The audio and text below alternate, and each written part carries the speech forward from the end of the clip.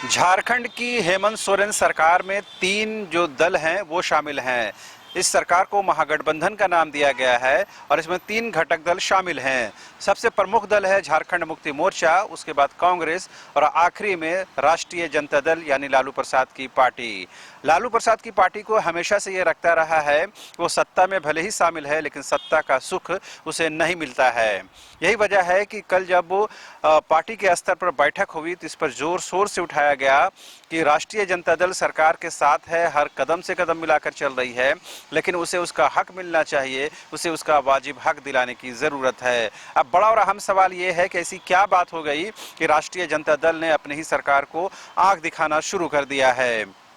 दरअसल पिछले दिनों 20 सूत्री कमेटी का गठन हुआ जिसमें मोस्टली जो ज़िले थे उसमें कहीं ना कहीं राजद को नकार दिया गया। एकमात्र ज़िला है चतरा जहां से सत्यानंद भोक्ता कैबिनेट मंत्री हैं और सत्यानंद भोक्ता राजद के कोटे के मंत्री हैं, लिहाजा उनका प्रभाव चला और चतरा में कुछ राजद के कार्यकर्ताओं को अकोमोडेट किया गया। लेकिन बाकी ज़िलों में ये स्थिति बद से बदतर रही है। यही नहीं, राजद शुरू से इस बात की मांग करता रहा है कि उसे बोर्ड निगम में भी जगह मिलनी चाहिए, लेकिन सरकार गठन के 3 वर्षों के करीब होने को है, उसके बावजूद भी अब तक बोर्ड निगम का गठन नहीं हो पाया है। लिहाजा जो राजद है उसमें अपनी हिस्सेदारी तलाश रहा है, लेकिन सरकार की तरफ से अब तक कोई खास बात नहीं कही गई है।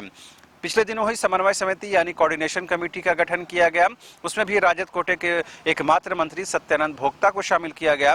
पार्टी संगठन से किसी को आमंत्रित नहीं किया गया। ऐसी कई बैठकें होती हैं जिसमें राजद को कहीं न कहीं दरकिनार किया जाता है।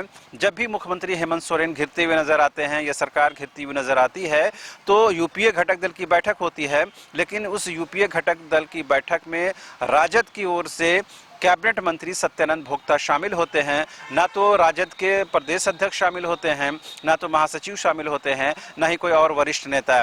ऐसे में राजद को लगता है कि भले वो सरकार में शामिल हो लेकिन सरकार का सुख उसे नहीं मिलता है, सत्ता का सुख उसे नहीं मिलता है, उसे वो वेटेज, वो जिम्मेदारी नहीं दिलाई जाती है जिसका वो हकदार है।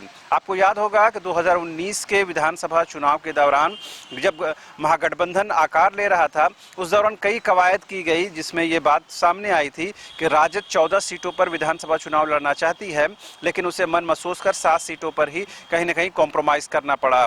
उस दौरान राजद के राष्ट्रीय अध्यक्ष लालू प्रसाद यादव रांची के इसी रिम्स स्थित पेइंग वार्ड में इलाजरत थे।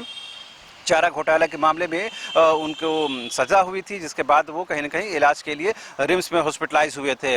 लालू प्रसाद के इंटरफेरेंस के बाद कहीं न कहीं राजद ने इस बात को स्वीकार किया, माना कि उसे 7 सीटों पर ही चुनाव लड़ना चाहिए और बाद में फिर महागठबंधन आकार लेता है और राजद उसमें शामिल होता है। 7 सीटों पर लड़ने के बावजूद भी राजद को एकमात्र चतरा सीट पर प्रभाव हासिल होता है, यानी वहाँ पर सत्यानंद भोक्ता जीत पाते हैं। बाकी 6 सीटों पर उसे करारी शिकस्त का सामना करना पड़ता है। हालांकि कुछ एक विधानसभा क्षेत्रों में पार्टी का परफॉर्मेंस अप टू मार्क कहा जा सकता है, लेकिन जीत का सेहरा पार्टी के कैंडिडेट को नहीं मिलता है।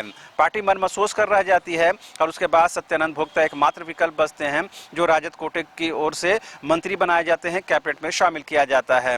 राजद को इसी बात का दुख है कि मात्र एक जो मंत्री हैं उनके कोटे से हैं, लेकिन बाद में और जो हिस्सेदारी मिलनी चाहिए थी वो नहीं मिल पाती है।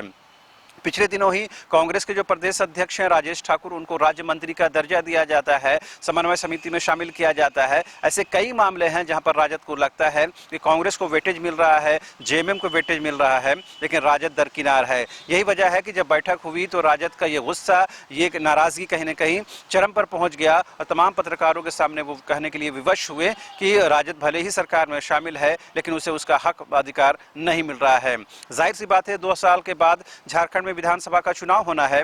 ऐसे में अगर राजद आंखें दिखाएगा तो जाहिर सी बात है जो महागठबंधन इस वक्त में जो आकार में है वो 2024 में हो सकता है उस आकार में नहीं रहे।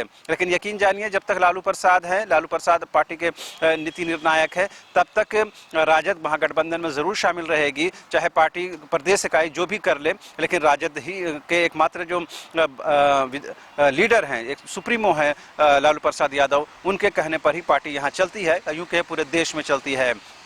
ऐसे में देखने वाली बात ये होगी कि राजद जिस तरह से आंखें दिखा रहा है, क्या उसका असर सत्ता को कुछ होता है, कांग्रेस या जेएमएम को कुछ होता है, ये तो आने वाले दिन पता चलेगा। लेकिन राजद ने 2024 के चुनाव से पहले अपने तेवर दिखाने शुरू कर दिए हैं। फिलहाल मुझे और मेरे कैमरा सहयोगी संजय को दीजिए इजाजत। नमस्कार।